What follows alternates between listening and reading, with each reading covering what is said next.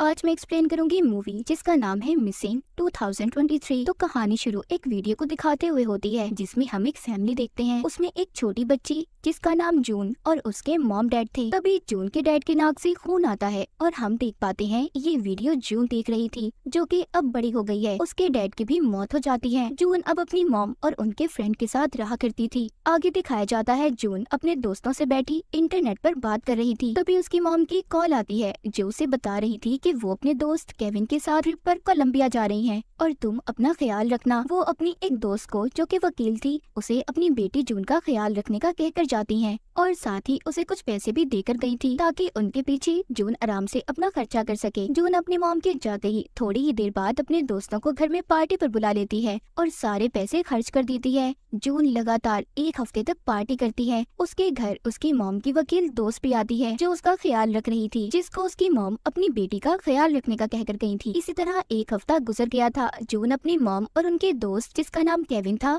उन्हें एयरपोर्ट पर लेने जाती है, मगर काफी ज्यादा इंतजार करने के बाद जब केविन और उसकी मॉम नहीं आती तो जून अब थोड़ा डरने लगी थी। वो घर आकर अपनी मॉम और केविन को कॉल भी करती है मगर कोई भी फोन नहीं उठाता। अब जून कोलंबिया के उस होटल से राब्ता करती है जहाँ पर उसकी मॉम और केविन रुके थे, जहाँ से उसे ये पता चला था कि वो अपना सामान लिए बगैर ही वहाँ से चले गए। अब जून होटल वालों को ये मैसेज करती है कि आप प्लीज होटल के बाहर लगे कैमरास को देख सकते हैं, जिस बात पर होटल वाले उसे जवाब देते हैं कि इसके लिए आपको यहाँ पर आना होगा और वो भी 48 घंटों के अंदर अंदर। घबराई हुई जून ये सारी बातें अपनी मॉम की वकील दोस्त को बताती है, जिसके बाद वो कोलंबिया की एम्बेसी में जून की मॉम की लापता होने की रिपोर्ट लिखवाती हैं। जिसके कुछ दिन बाद जून को कोलंबिया के पुलिस इंस्पेक्टर की कॉल आई थी जो पूछते हैं तुम्हारी मॉम ने क्या तुम्हें कहीं और जाने का बताया था? पर जून को ऐसा कुछ भी उसकी मॉम ने नहीं बताया था और न ही वो इस बारे में कुछ जानती थी। जून अब इंटरनेट से ही कोलंबिया के टूरिस्ट की वीडियो देखती है, जो लोग ट्रिप पर गए थे उनकी वीडियोस को देखती है। वो सोचती है कि शायद इसे इसकी मॉम का कुछ पता चल जाए, मगर उसे वहाँ से भी कुछ नहीं पता चलता। वो समझ गई थी कि इस मामले में पुलिस उसकी कोई मदद नहीं कर सकती, इसीलिए अब वो खुद ही इस केस के बारे में छानबीन करने का सोचती है। सबसे पहला काम वो कोलंबिया के एक खुफिया एजेंट को $8 में खरीद लेती है। पहले तो वो एजेंट उसका काम करने से मना कर देता है, पर जब वो उसे उसके बेटे की याद दिलवाती है जो कभी किसी बात को मना नहीं करता था, तो वो एजेंट मान गया था। अब जून उससे कहती है कि तुम्हें उस होटल में जाकर वहाँ की रिकॉर्डिंग वीडियोस को लाना होगा जिस होटल में इसकी मॉम रुकी थी। वो एजेंट कहता है कि तुम अपनी मॉम और केविन के जीमेल अकाउंट को क्यों नहीं चेक करती, क्या पता तुम्हें वहाँ से कुछ इन्फॉर्मेशन मिल जाए। अब जून जब अपनी मॉम के जीमेल को खोलती है तो वो नहीं खुल रही थी और केविन की भी जीमेल उससे नहीं खुलती। तभी जून के घर उसकी दोस्त आती है। ये दोनों मिलकर किसी तरह केविन की जीमेल आईडी को खोल लेती हैं, जिसमें इन्हें पहली तस्वीर एक लड़की की मिली थी और जब ये थोड़ा और चेक करती है तो केविन ने अपनी आईडी में बहुत सी लड़कियों को ब्लॉक किया हुआ था, यानी कि वो उससे दोबारा कोई राब्ता न कर सके। और अजीब बात ये थी कि सभी लड़कियां उससे पैसे मांग रही थी। जून लड़कियों के मैसेज देखकर समझ गई थी कि केविन एक धोखेबाज आदमी है और हो सकता है उसकी मॉम को भी इसी ने किडनैप यानी अगवा किया हो। जिसके बाद खुफिया एजेंट भी दोबारा से जून से राब्ता करता है जो उसे बताता है कि उसे होटल से कोई वीडियो नहीं मिली, पर हाँ पता चला है तुम्हारी मॉम और केविन 19 तारीख को चले गए थे। जिसके बाद जून अब ये सारी बातें कोलंबिया की पुलिस को बताती है और उसे ये सारी इन्फॉर्मेशन जानकारी का इस्तेमाल करने का कहती है। तो पुलिस इंस्पेक्टर उसे केविन के बारे में बताते हैं कि वो 2 साल पहले जेल से आया था और साथ ही वो केविन की जीमेल भी उन्हें देने वाली थी, पर रुक जाती है क्योंकि इस काम से जून को भी जेल हो सकती थी। ये काम इलीगल था, यानी कि जैसे आपको पता है किसी के अकाउंट को हैक करना और उसका गलत इस्तेमाल या फिर किसी की इजाजत के बगैर उसकी सोशल मीडिया का इस्तेमाल करना, ये साइबर क्राइम है जिससे आपको जेल भी हो सकती है। तो इसीलिए जून ने भी ऐसा नहीं किया था, मगर अब किसी भी तरह उसे अपनी मॉम को ढूंढना था। जून को केविन की एक खुफिया जगह का भी पता चला था जो शहर से दूर सुनसान जगह पर थी। उस जगह से उसे एक आदमी के बारे में भी पता चलता है। जब जून उसे कॉल करती है तो उस आदमी से उसे ये पता चला था कि केविन उसका दोस्त है और वो जेल में ही दोस्त बने थे। वो उस आदमी से अपनी मॉम के बारे में भी पूछती है तो वो आदमी कहता है कि हाँ केविन ने मुझे बताया था कि वो एक औरत से बहुत प्यार करता है और वो उसी के लिए खुद को अच्छा बना रहा है। ये सब सुनकर जून उसका फोन काट देती है। जिसके बाद जून को खुफिया एजेंट की वीडियो कॉल आती है जिसको एक लॉक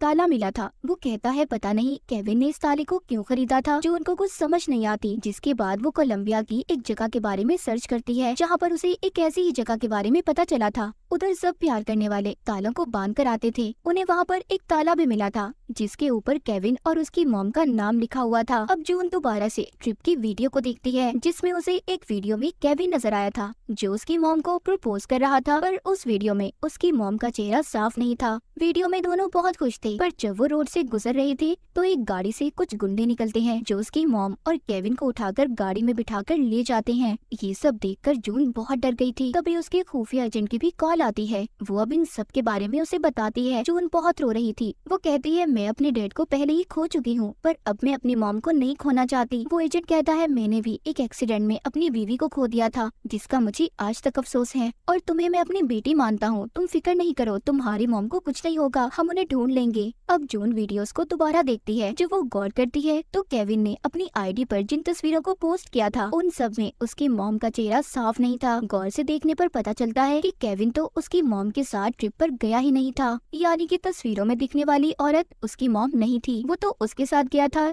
जिसकी तस्वीर जून ने केविन की मेल पर देखी थी। अब पुलिस को भी ये बात पता चल गई थी कि जून की मॉम घर और एयरपोर्ट के दरमियान से गायब हुई है और वो अगवा करने की वीडियो भी शायद नकली है। पुलिस उस लड़की तक पहुंच गई थी जिसकी वीडियो केविन के साथ थी। पुलिस ने उसे प्लेन से गिरफ्तार किया था, मगर जब वो अपना बयान देती है जिसे पुलिस भी सुनकर हैरान हो गई थी। वो लड़की कहती है कि मैं एक एक्ट्रेस हूँ। मुझे केविन नाम के आदमी ने कहा था कि वो एक शो बना रहा है जिसमें मुझे सिर्फ अपने लाइफस्टाइल को दिखाना है। वो ये भी बताती है कि जब केविन ने मुझे उस किडनैपिंग वाले सीन के बारे में बताया तो मुझे ये बातें बहुत अजीब लगी थी, जिसके बाद मैं वहाँ से आ गई। उस एक्ट्रेस की बातों से पुलिस को भी पता चल गया था कि उसकी सारी बातें सच हैं। अब यहाँ पर कहानी का रुख बदलने वाला था। पुलिस वाले जून को बताते हैं कि तुम्हारी मॉम एक अजीब खातून है। उन्होंने कुछ वक्त पहले अपनी आईडी को कोड से बदलवा लिया था और अब उनका नया नाम क्या है, वो कहाँ पर है, कोई भी नहीं जानता। सब बातें सुनकर जून भी अब परेशान हो गई थी। वो एक बार फिर केविन के अकाउंट को चेक करती है जहाँ पर उसे एक मैसेज एप्लीकेशन के बारे में पता चला था। वहाँ पर उसे केविन का मैसेज मिला था जिसमें वो कह रहा था कि जून की मॉम को शायद सब कुछ पता चल गया है। अब जिस नंबर पर केविन ने मैसेज भेजा था वो जब उस नंबर को सेव करने लगती है तो हैरान हो जाती है, क्योंकि वो नंबर तो उसकी मॉम की वकील दोस्त का था जिसको जून की मॉम इसका ख्याल रखने का भी कहकर गई थी। जून को थोड़ी थोड़ी बातें समझ आने लगी थी।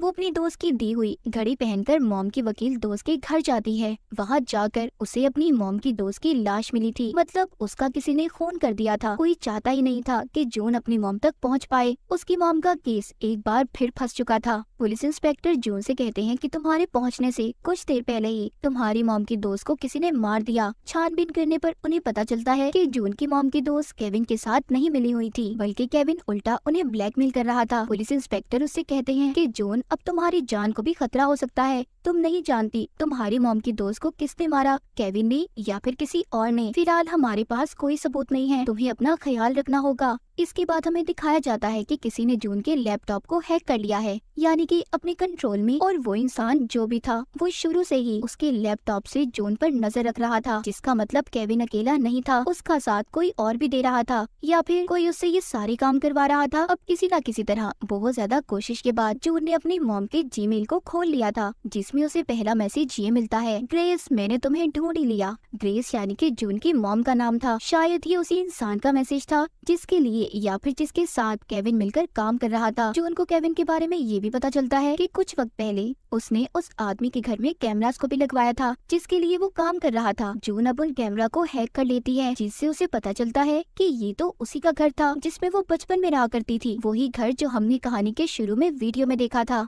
उधर केविन भी पुलिस से लड़ाई में मारा जाता है। जून अब सोचती है कि जब केविन भी मारा गया तो आखिर ये इंसान कौन है जो हमारे बारे में इतनी इन्फॉर्मेशन रखता है और हमारे पीछे पड़ा हुआ है। तभी उसे उसी आदमी की कॉल आती है जिसने पहले इसे केविन के बारे में बताया था, जो कोई और नहीं बल्कि इसके डैडी थे, जिनको हमने कहानी के शुरू में नाक से खून निकलते मरते हुए देखा था। मगर जून के डैड मरे नहीं थे और जो घर उस सुनसान जगह के बारे में जून को पता चला था वो इसी के बचपन का घर था। सब जानने के बाद जून अपने डैड को घर पर मिलने बुलाती है। वो समझ ही नहीं पा रही थी कि वो खुश हो या फिर दुखी। अब जब उसके डैड आते हैं तो वो अपने डैड से पूछती है कि आप इतने सालों से कहाँ पर थे, जिस पर वो उसे बताते हैं कि तुम्हारी मॉम ने मुझे 12 सालों के लिए जेल में भिजवा दिया था। ये सब बातें सुनकर जून को कुछ अजीब लग रहा था। तभी उसके डैड उसे पकड़कर उसके बचपन वाले घर में ले आते हैं और उसे वहाँ पर बांध देते हैं, जहाँ पर जून की मॉम को भी उन्होंने कैद किया हुआ था। यानी कि अब तक जो कुछ भी हो रहा था सब कुछ जून के डैड करवा रहे थे। यहाँ पर हमें एक और हैरान कर देने वाली बात पता चलती है। जून के डैड एक बहुत ही गलत इंसान और बहुत बुरे हस्बैंड थे।